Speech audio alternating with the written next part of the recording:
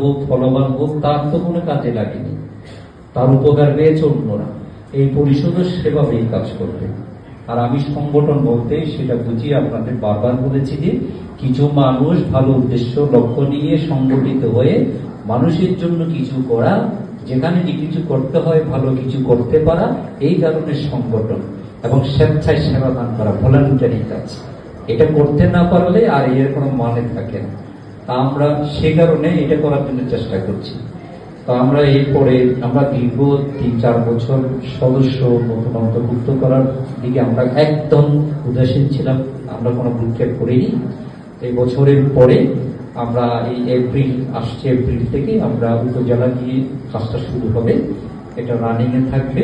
আর এখানে কি বললাম, বৃত্তি প্রদান অনুষ্ঠান তো আমরা সবাইকে আসার জন্য খুব একটা জোর দেই না। মিনিমাম তো 400-500 লোক তো আছে জেলা উপজেলায়, প্রথমবার সম্মেলনে, দ্বিতীয়বার তো এসেছি।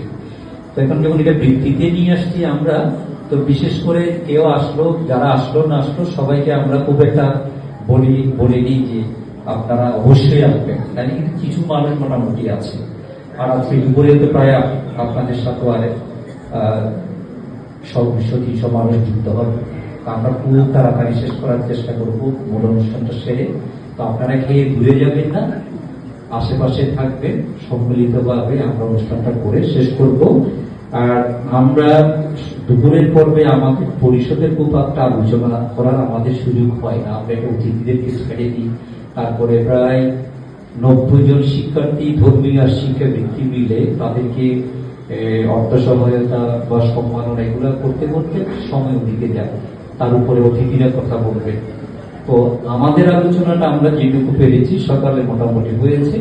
তো আমরা পরে আরো আলাপ আলোচনা হবে, কথাবার্তা হবে। আর তাছাড়া সবসময় একটা নেটওয়ার্ক থাকে আমাদের মধ্যে। সব থেকে বড় কথা হলো আমরা যেখানে থাকি আমাদের একটা নেটওয়ার্ক থাকে। যখন যেখানে যা হচ্ছে আমরা ফুল করে মিটিং করতে না পারলে কাজ আমাদের থেমে থাকে, আমরা করে গেলি।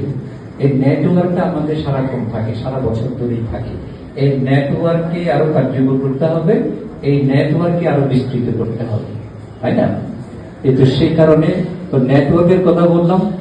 আপনার নেটওয়ার্কে যদি আপনার মোবাইল না ধরে, তাহলে সমস্যাটা আপনারই হয় বেশি।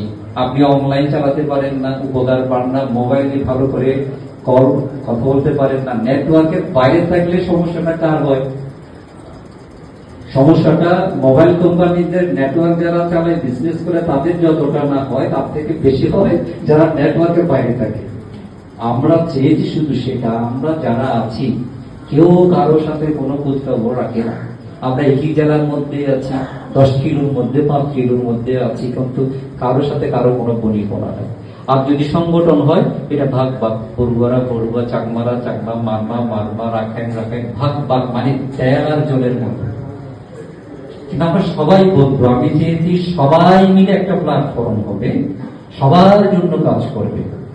আমি আজকে একটা আপনাদেরকে মাথায় নিই, বাদ বিচার আপনারা করবেন। নাম থেকে তেঁতুলিয়া, বৌদ্ধ বলতে যাদের বুঝাই বুদ্ধের অনুসারী, এই সবাইকে নিয়ে কোনো প্ল্যাটফর্ম বাংলাদেশে স্বাধীনতার আগে কিংবা স্বাধীনতার পর থেকে এখন 56 বছর গতকালকে উদযাপন হলো। 56 বছরের কথাও যদি বলি, সেই অজপাড়া গায়ে থেকে রাজধানী পর্যন্ত এই 56 বছরে সার্বজনীন সকল বৌদ্ধদের নিয়ে কোনো প্ল্যাটফর্ম না গড়ে উঠেছে জাতীয় পর্যায়ে, না গড়ে উঠেছে জেলা পর্যায়ে, না হয়েছে উপজেলা পর্যায়ে।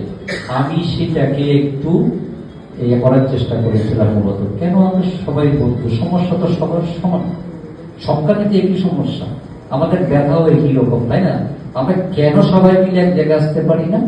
এই চেষ্টা থেকে আমরা এটা করেছিলাম এবং সারাও সেভাবে পেয়েছি। আমরা সকল কমিউনিটির বন্ধুরা এখানে আছে।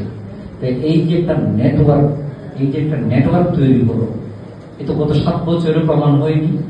এটা কারো না কারো তো উপকারে গেছে এই নেটওয়ার্ক, তাই না? এটাই আমাদের লক্ষ্য, আর কিছু। তো আজকে আমি আর কথা বাড়াবো না, অনেক কথা এমনি আপনারা শুনেছেন।